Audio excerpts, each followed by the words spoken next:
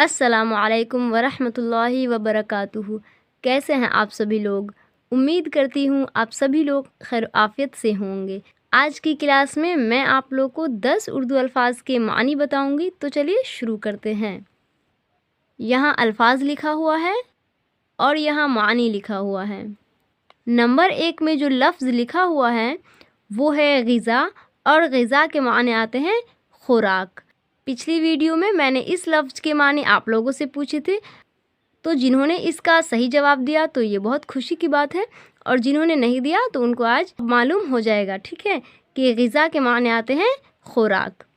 Number 2 میں لکھا ہوا ہے طے، اور طے کے معنی آتے ہیں پورا کرنا۔ نمبر 3 میں لکھا ہوا ہے علم، اور علم کے معنی آتے ہیں جاننا۔ نمبر 4 میں لکھا ہوا ہے شرط، اور شرط کے معنی آتے ہیں بازی۔ نمبر 5 میں لکھا ہوا ہے ختم، اور ختم کے معنی آتے ہیں آخری یا پورا کرنا۔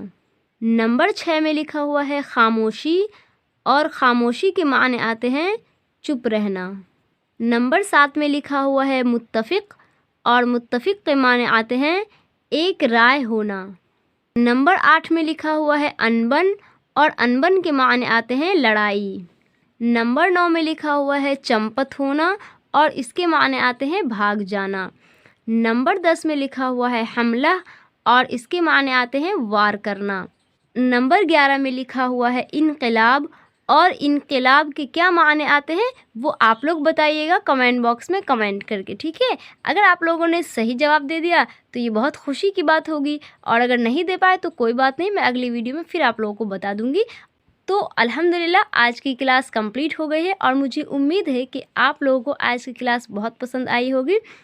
یہ جو میں اردو الفاظ کے معنی آپ لوگوں کو بتاتی ہوں، تو اس سے یہ فائدہ ہوگا کہ آپ لوگ جب بھی اردو پڑھیں گے، جب بھی اس طرح کے مشکل الفاظ اردو بک میں آئیں گے، آپ لوگوں کو اگر اس کے معنی معلوم ہوں گے تو آپ لوگ سمجھ جائے گا کہ اس لائن میں اس بات کو بتایا جا رہا ہے۔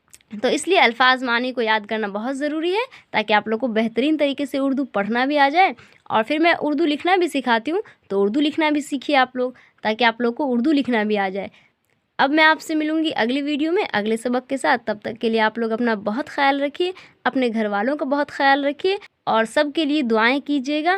مجھے بھی اپنی دعاؤں میں ضرور یاد رکھیے گا۔ السلام علیکم ورحمۃ اللہ وبرکاتہ۔